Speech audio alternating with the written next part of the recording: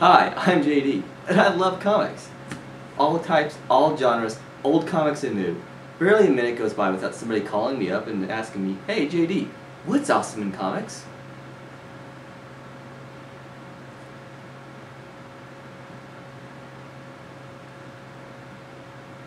Should be asking. Damn it.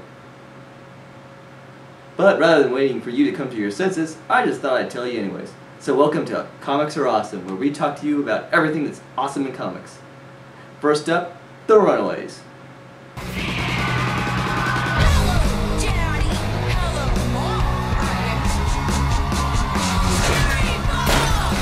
The Runaways is the story of a young Joan Jett and Cherie Curry as they seek out their fortune and to forever change the face of rock for women.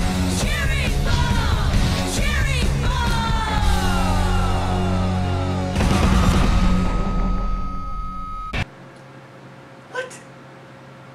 No, that's not right. Does that even look like a comic book to you? Sorry folks. Instead we're going to be taking a look at Marvel Comics' Runaways.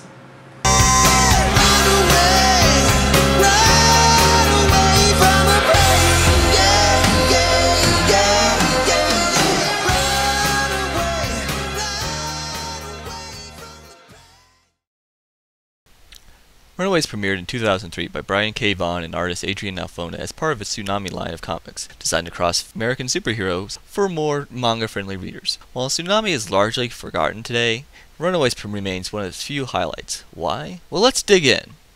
Our story begins by introducing our main characters: geeky leader Alex Wilder, intelligent anti-authoritarian Gert Yorks, free spirit Carolina Dean, impulsive jock Chase Stein, sweet and naive Molly Hayes, and the complex goth Nico Minoru. Whoa, whoa, whoa. A superhero team book with 4 women but 2 guys? That doesn't seem right.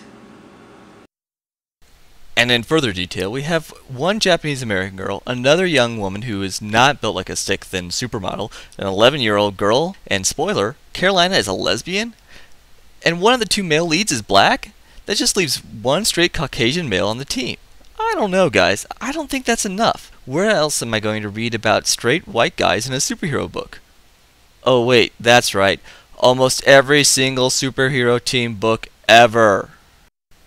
Sarcasm aside, I really applaud the creators for giving us a diverse cast of characters that don't feel like tacked on tokens.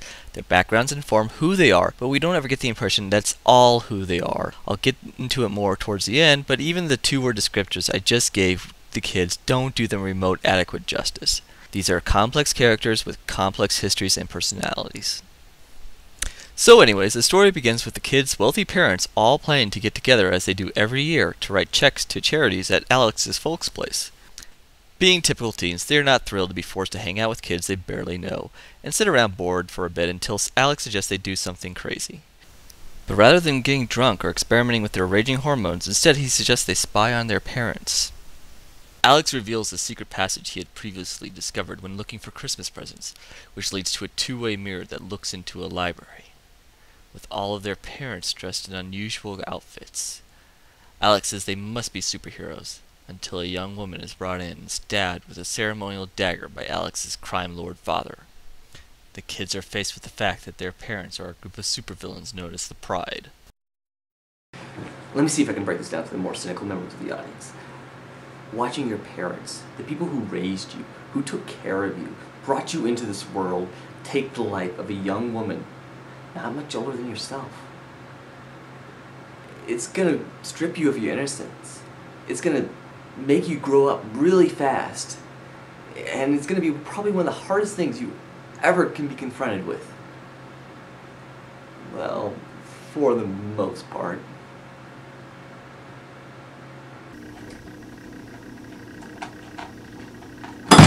Hey Mom, hey Dad, I'm grabbing my...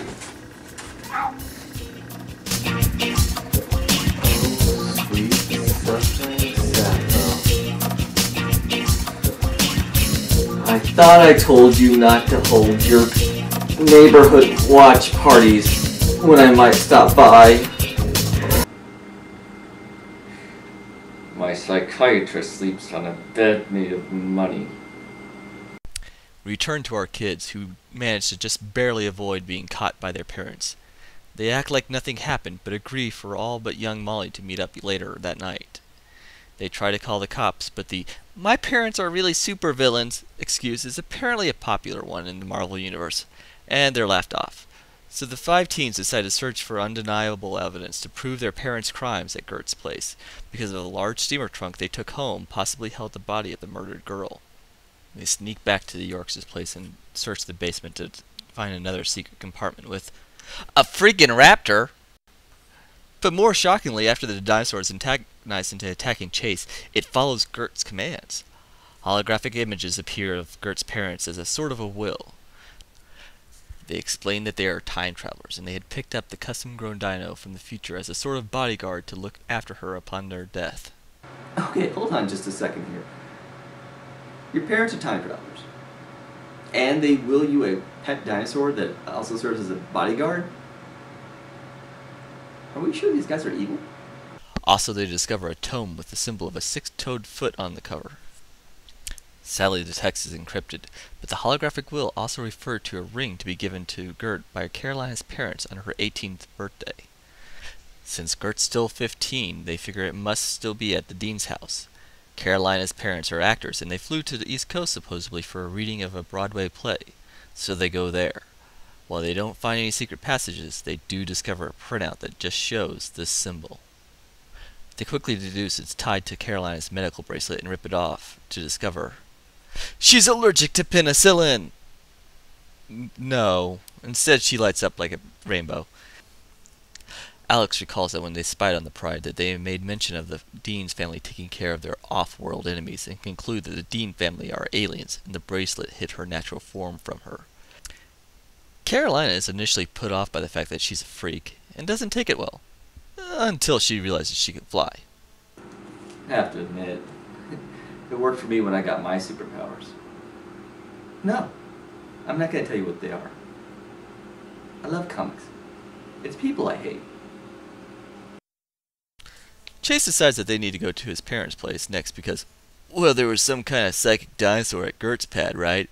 And that will we found here told Carolina how to fly and glow and all that. I want to see what cool stuff is stashed at my house. Okay, I'd mock him for being selfish, but to be honest, if I thought there was even a remote chance that I could find something nearly as awesome as what they've been, I'd ransack through my parents' stuff too. So I did. And all I found were these slightly smelly enchanted orbs that ward off moss that would devour your clothes. Ooh-ah.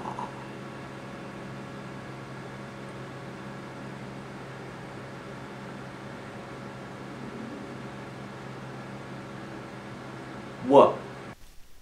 At Chase's place, he leads them to a tool shed where his parents hang out, and inside discover a huge frickin' laboratory. It's bigger on the inside. Is it? I noticed. Chase nabs a pair of gauntlets that can shoot and control fire, as well as a pair of X-ray goggles. Unfortunately, they're interrupted by Chase and Nico's parents, who are alerted to the kids sneaking out by one of the Pride's agents on the police force who intercepted the kids called into the police. While the parents try to play things as any normal parent would, when confronted, the fight is on and they reveal their true nature. The Steins are super scientists and the Mineros are dark wizards. During the fight, Nico's mother bashes her staff into Nico's chest and is shocked to find that it is absorbed into her body. The kids manage to get away thanks to a last-minute save by Gert's dinosaur, Old Lace, but they are contacted by Gert and Molly's parents. And if they don't surrender, they will kill Molly. And then they do.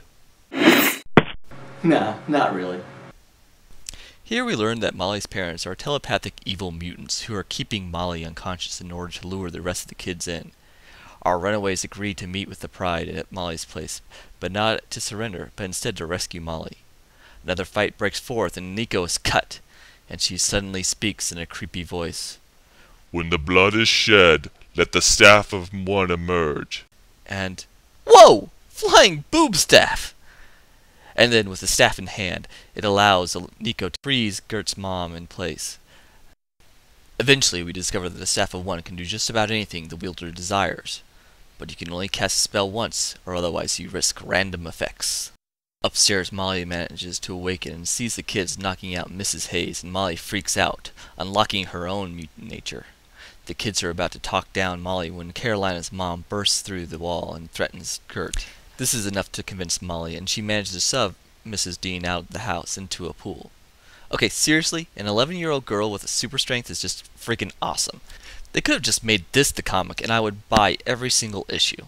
But the kids manage to escape, taking Mrs. Dean's decoder ring, allowing Alex to decipher the codex they had picked up earlier, giving him access to the Pride's secrets contained within.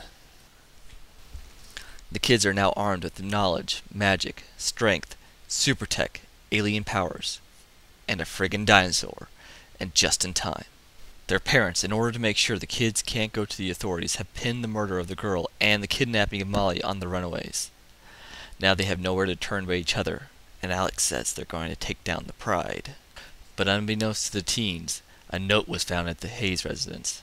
One of the kids is a mole and is working to help the Pride out from the inside.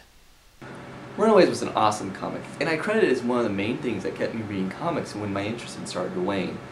For the fans of Joss Whedon, you'll probably find a lot of common ground here. The dialogue, while not very natural, is sharp. It's probably not how most kids talk, but it's probably how many wish they could talk. Also, much like Buffy, Runaways manages to have a good mix of drama, action, and humor. You'll laugh 1 minute, and then the next you'll be sucked in by the pathos of these well-written characters. And they are well-written.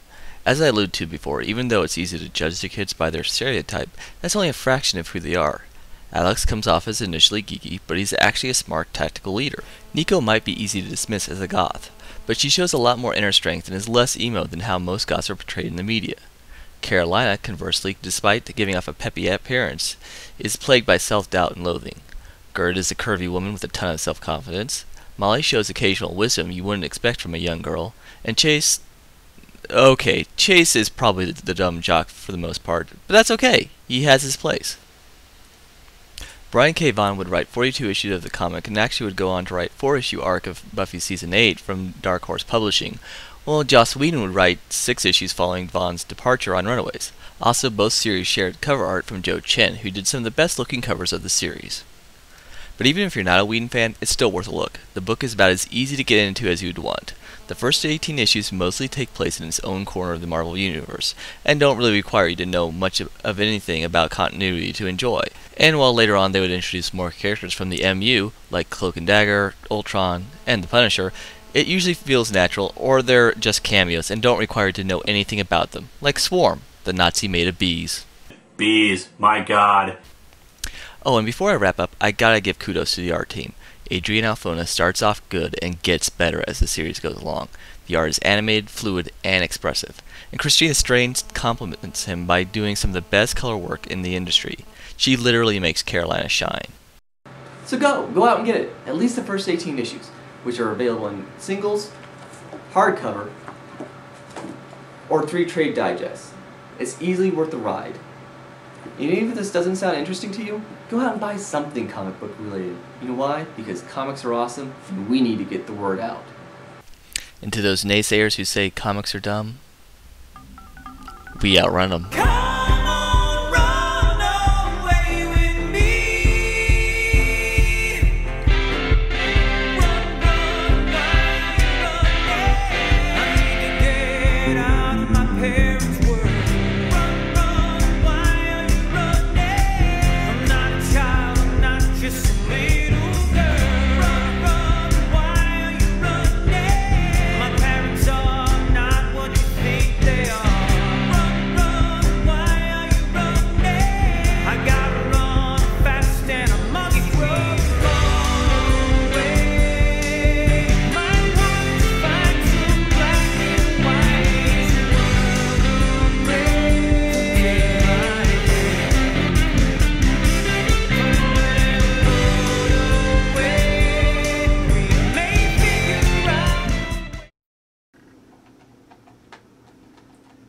Hi, Mrs. S.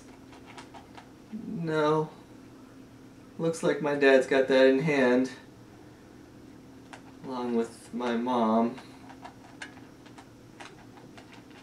And is that Spoonie?